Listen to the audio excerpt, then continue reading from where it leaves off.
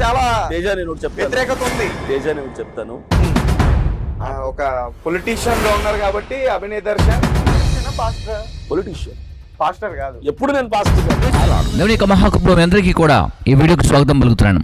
పూర్తి రాజకీయ నాయకుడిగా మారిపోయినటువంటి అభినయ్ దర్శన్ హారతులు, గుమ్మడికాయలు, అంతేకాకుండా తనను గ్రామంలోకి ఆహ్వానించినప్పుడు బట్టలు పరుస్తూ ప్రతి ఒక్కరు కూడా గౌరవిస్తున్నారని రెడ్ టీవీలో తేజతో మాట్లాడినప్పుడు తేజ అన్ఎక్స్పెక్టెడ్గా మరి మేము కూడా బొట్టు పెడతాము, మీరు పెట్టించుకోగలరా అంటే మన బ్యాక్గ్రౌండ్లో చూస్తున్నాం, చక్కగా తను బొట్టు పెట్టించుకున్నాడు.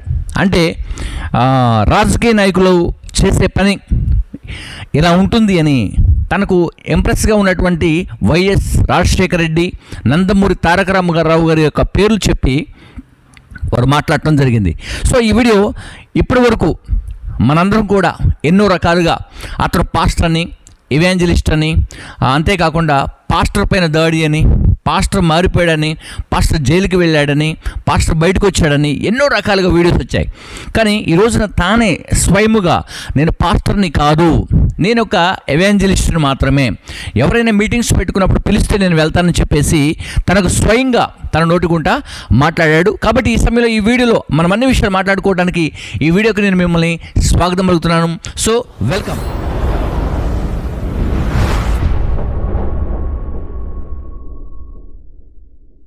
రైట్, ముందుగా పాడేరు ప్రాంతంలో పాదయాత్ర చేస్తున్నటువంటి అభినయ్ దర్శన్ గడిచిన దినాల్లో 10-12 రోజుల క్రితం అటాక్ కావచ్చు, అది జరిగిన విషయం అంతా కూడా ఎలా జరిగిందో తను పూర్తిగా చెప్పుకోవటానికి కూడా ఇష్టపడట్లేదు. కానీ ఇక్కడ మనం చూస్తే 2 విషయాల కోసం నేను ఈ వీడియో చేస్తున్నాను. నెంబర్ 1, ఒకటి తనకు తానే నేను పాస్టర్ని కాదు, నేను రాజకీయ నాయకుడిని, నేను రోడ్లు వేయటానికి వచ్చాను, మీరు కారులో తిరగండి, గ్రీన్ సిటీ అంటే క్లీన్గా ఉండాలి, అంటే సిటీలో పనివాళ్ళు కావాలి, నేను క్లీన్ చేస్తాను, మీరు హ్యాపీగా బ్రతకండి అనే విషయాలు మరి క్రైస్తవ సమాజానికి అలాగే ప్రజలకు కూడా వారు వివరిస్తూ మాట్లాడుతున్నారు. ముందుగా ఆ వీడియో చూద్దాం. పొలిటీషియన్ పాస్టర్ కాదు, ఎప్పుడు నేను పాస్టర్ కాదు. పాస్టర్ అంటే అభినయ్ పాస్టర్, ఒక చర్చ్, అంటారు. ఒక చర్చ్ నడిపించేటోడు పాస్టర్. నాకు చర్చ్ లేదు, చర్చి పోరా అయితే, చర్చికి పోయేటోడు పాస్టర్ కాదు, చర్చ్ నడిపించేవాడు పాస్టర్. నాకు డే 1 నుంచి నాకు చర్చ్ లేదు, నేను సువార్థికుడిని. అంటే ఇప్పుడు నువ్వు ఒక సభ పెట్టావు, రెండన్న మాట్లాడి మా సభలో వేదిక మీద అంటే వస్తా, ఇంకోరు పిలిస్తే వెళ్తా, ఇలాంటి వాళ్ళని సువార్థికులు అంటారు, పాస్టర్ అంటారు, ఎవాంజలిస్ట్ అంటారు. ఇప్పుడు ఆ సువార్తలకు నేను వెళ్ళట్లేదు, ఎందుకంటే సువార్తలు చేయడానికి లక్షల మంది ఉన్నారు. మిమ్మల్ని పిలవట్లేదా? రెండో చెప్తా, లక్షల మంది సువార్థికులు ఉన్నారు. ఈ రోజుకి నన్ను 100 మంది పిలుస్తున్నారు. నేను ఒకటే చెప్తున్నా, క్రైస్తవ సమాజం కోసం ఒక నిర్ణయం తీసుకొని ప్రాణానికి తెగించి కుటుంబాన్ని వదిలేసి రోడ్డు మీద తిరుగుతున్నాను నేను. అందరూ రోడ్డు మీద తిరిగే కార్లలో తిరగాలనుకుంటే రోడ్డు వేసేవాడేవాడు, అందరూ బాగా హ్యాపీగా క్లీన్ సిటీలో ఉండాలనుకుంటే మున్సిపాలిటీ క్లీన్ చేసేవాడేవాడు. కాబట్టి నేను రోడ్డు వేసేవాడిని అవుతాను, మీరు రోడ్ల మీద కారులో హ్యాపీగా తిరగండి. నేను ఈరోజు సమాజం కోసం క్రైస్తవులను ముఖ్యంగా దృష్టిలో పెట్టుకొని మాకంటూ ఒక క్రైస్తవ నాయకుడు ఉండాలన్న ఉద్దేశంతో ప్రాణానికి తెగించి నేను రోడ్డు ఎక్కాను. నాలాంటి వాళ్ళు కావాలి. అందుకే చెప్తున్నా, Abhinay Darshan is a full time politician. Okay right, చూస్తారు కదా, నేను పాస్టర్ని కాదు. గమనించండి, ఈ సమయంలో ప్రతి ఒక్క మరి జర్నలిస్టుకి, అంతేకాకుండా మీడియా మిత్రులందరికీ కూడా నేను శుభాలు తెలియజేస్తూ ఎప్పటికీ కూడా ఈ పేరును మరలా రిపీట్ చేయకూడదని కూడా నేను జ్ఞాపకం చేస్తున్నాను. కారణం ఏంటంటే ఆ పేరును బట్టి చాలామంది యొక్క సేవకులను అవమానిస్తున్నారు. పాస్టర్ అనే లోపు ఇక్కడ 100 మంది పాస్టర్లకు అవమానం జరుగుతూ ఉంది. సో ఆయన పాస్టర్ కాదు అని చెబుతున్నాడు, విన్నారు ఇప్పుడు మీరు. కనుక మరలా మీరు ఆ విషయాన్ని తీసుకురాకుండా కూడా నేను ప్రభు బయట మీకు మనవి చేస్తున్నాను. ఇక రెండవదిగా, రాజకీయ నాయకులు ఎలా ఉంటారు, రాజకీయ నాయకుల యొక్క లైఫ్ స్టైల్ ఎలా ఉంటుంది, రాజకీయంలోకి వస్తే రాజకీయ నాయకులు చేసే పనులేంటి అనే విషయాలు మనం మాట్లాడుకుంటే వెనకన మనం చూస్తున్నాం బ్యాక్గ్రౌండ్న సింధూరమును తేజ పెడుతున్నారు. అలాగే అభినయ్ దర్శన్ గారికి చక్కగా ప్రేమతో దాన్ని నిర్దించుకుంటున్నారు. ఇప్పుడు రాజకీయం గురించి మనం 2 మాటలు మాట్లాడుకోవాలి. నెంబర్ 1, మొట్టమొదటిగా రాజకీయంలోకి ఎంట్రన్స్ అయ్యేటప్పుడు అన్ని మతాలను, అందరి ప్రజలందరినీ కూడా సమకూర్చుకోవాలి. కాబట్టి వారి వారి యొక్క మత విశ్వాసాలను గౌరవించాలి. కాబట్టి రాజకీయ నాయకుడు రాజకీయ నాయకుడు ఎలా ఉండాలనుకుంటున్నాడు చూద్దాం ఒకసారి. ముందుగా ఈ వీడియో చూద్దాం. మీకు చాలా తేజ నేను ఒకటి చెప్తాను, వ్యతిరేకత ఉంది. తేజ నేను ఒకటి చెప్తాను. ఉమ్, ఆ బొట్టు ఉమ్, నీకు విశ్వాసం, నీ సిద్ధాంతం. ఉమ్, ఆ బొట్టులో పవర్ ఉందో లేదంటే దేవుని శక్తి ఉందో నువ్వు నమ్ముతున్నావు, నేను నమ్మను. ఉమ్, నా దృష్టిలో అది ఒక కలర్ మాత్రమే. ఉమ్, సో నువ్వు అభిమానంతో పెడతానంటే పెట్టుకో, ఉమ్. నేను బయటికి వెళ్ళక తుడి చేసుకుంటాను, ఓకే, నో ప్రాబ్లం. నేనైతే ఖచ్చితంగా పెడతా. నువ్వు ఎలాగైనా పెట్టుకో, చెప్తున్నాను కదా. ఉమ్, నా దృష్టిలో అది ఒక కలర్ మాత్రమే తప్ప ఓకే కదా. నీ ఇష్టం, ఉమ్, హ్యాపీగా పెట్టుకో. మీకు ఇబ్బంది ఏం లేదు కదా. నాకు ఇబ్బంది ఏమీ లేదు, దానివల్ల నాకు వచ్చేది లేదు పోయేది లేదు. జస్ట్ కలర్ అని నా దృష్టిలో అనుకుంటున్నా. మీరు ఏదన్నా అనుకోండి, నో ప్రాబ్లం. మీరు ఇది చెడ్డది అనుకోండి, ఇది ఏదైనా అనుకోండి, మేమైతే పెడతాం. పెట్టుకో, ఉమ్, పెట్టుకో. ఇప్పుడు మీరు ఒక పొలిటీషియన్ గా ఉన్నారు కాబట్టి అభినయ్ దర్శన్.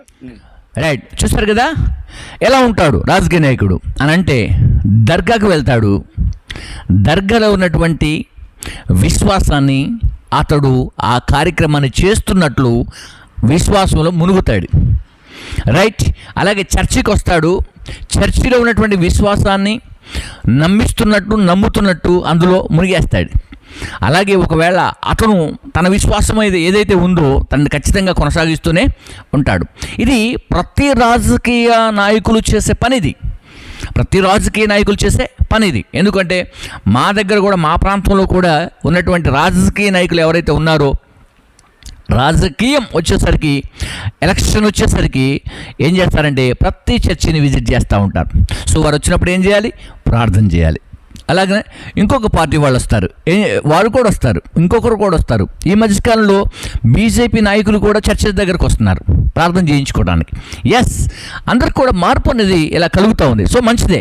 అయితే నేను ఇక్కడ చెప్పబోతున్నటువంటి అంశం ఏంటంటే, రాజకీయంగా లేకుంటే పొలిటీషియన్గా బయటకు వచ్చే నాయకులు ఎవరైతే ఉంటారో, ఈజ్ ద పబ్లిక్ సర్వెంట్. అర్థమవుతుందా? నేను మళ్ళీ గుర్తు చేస్తున్నాను. రాజకీయ నాయకులందరూ కూడా ఇట్స్ ఏ పబ్లిక్ సర్వెంట్. రాజకీయ నాయకులు ప్రజలందరికీ సేవ చేస్తామని వస్తారు. ఓకే, ప్రజలందరి దగ్గరికి వెళ్తారు. వాళ్ళు అందరూ ప్రజలు కావాలి, వాళ్ళకి అందరు ప్రజలు వాళ్ళకి కావాలి. ఎందుకు కావాలి? Vote bank.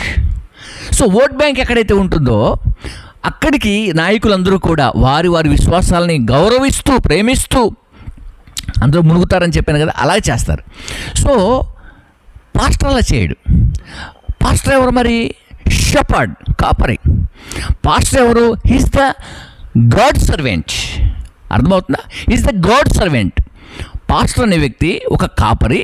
ఆ కాపరి ఎవరు అంటే దేవునికి సేవకుడు. అర్థమవుతుందా? అందుకే కంపారిజం అనేది రాజకీయానికి దేవుని సేవకి కంపారిజం ఉండకూడదండి ఎప్పటికి కూడా.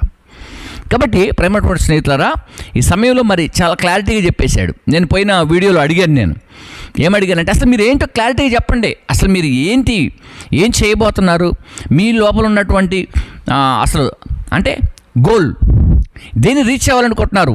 వారు చాలా క్లుప్తంగా, చాలా చక్కగా వివరించారు ఈ యొక్క వీడియోలో.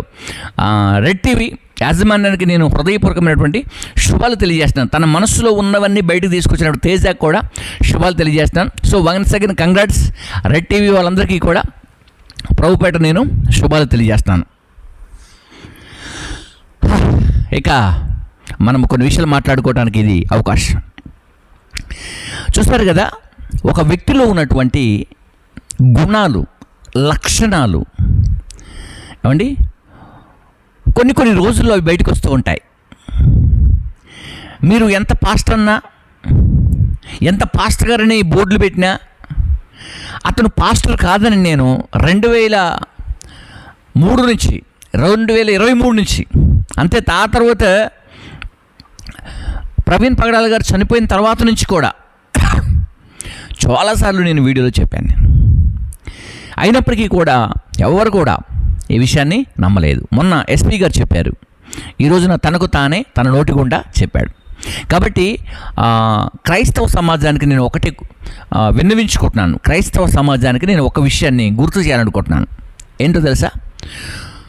తన ప్రజలను వారి పాపముల నుండి విడిపించుటకు తానే స్వయముగా ఈ భూమి మీదకి అవతరించినటువంటి రక్షకుడైనటువంటి యేసుక్రీస్తు వారు తన పిల్లలను, వారి జీవితాలని, వారి బ్రతుకును కాపాడుటకు శక్తిమంతుడు ఆయన, సర్వశక్తిమంతుడు ఆయన.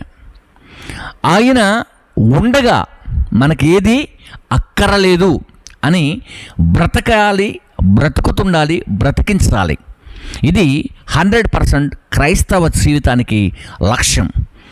ఆ తర్వాత మనం చూస్తాం, మనకి కొన్ని ఉంటాయి, ఎవరు వస్తారని ఏదో తెస్తారని ఎదురు చూసి మోసపోకుమా అని ఒక కవిత్వం ఉంటుంది. కాబట్టి క్రీస్తులో జన్మించిన బిడ్డలో క్రైస్తవులుగా బ్రతుకుతున్నటువంటి వారికి దేవుడు ఎవరిని పంపాలి, ఎవరు ఇవ్వాలి, ఎవరితో సహకారం చేయాలో అది ఆయన ముందే డిసైడ్ చేస్తాడు. జగత్తు పునాది వేయబడక ముందే చేస్తాడు. కాబట్టి ఎవరిని కూడా దయచేసి రాజకీయ నాయకులుగా చూడండి, ఓకేనా? సేవకుల్ని సేవకులుగానే చూడండి. గాస్పల్ అంటే సువార్థికులుగా చూడండి. అర్థమవుతుందా? ఎవరు చెబుతున్నాండి ఈ మాట? మీడియా మిత్రులకు లోకంలో ఉన్న ప్రతి ఒక్కరికి గుర్తు చేస్తున్నాను. దయచేసి మేము వాళ్ళకి సపోర్ట్ చేశాము, మేము అది ఇచ్చాము, మీది ఇచ్చాము, క్రైస్తవ పాస్టర్లు అట్లాంటి వాళ్ళు, పాస్టర్లు ఇట్లా ఎవరు చెప్పారండి మీకు ఈ విషయాలు? కాబట్టి ఈ సమయంలో ఎప్పటివరకు ఈ వీడియోని వీక్షించిన మీ అందరికీ కూడా శుభాలు తెలియజేస్తాను. మరీ ప్రాముఖ్యంగా ఎస్పెషల్లీగా మరి అభినయ దర్శన్కి వన్స్ అగైన్ నేను కంగ్రాట్స్ చెబుతున్నాను.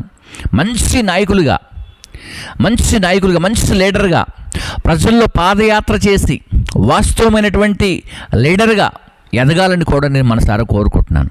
ఇక నుంచి జీవితాన్ని మలుచుకొని రాజకీయ నాయకులు ఎలా పనిచేశారో, రాజకీయం అంటే ఏంటో, రాజకీయ భవిష్యత్తు అంటే ఏంటో కూడా కొందరున్న రోల్ మోడల్గా, సో వారిని కూడా మీరు చూసి నేర్చుకోవాలని కూడా నేను మనసారా కోరుకుంటున్నాను. అలాగే ఈ రెడ్ టీవీ యాజమాన్యానికి ప్రైజ్ ది లార్డ్ తెలియజేస్తూ, అభినయ దర్శన్కి మనం వరుసగిన కంగ్రాట్స్ తెలియజేస్తూ ఈ నా మాటలు ముగిస్తున్నాను. God bless you. అందరికీ కూడా శుభాలు కలుగును గాక.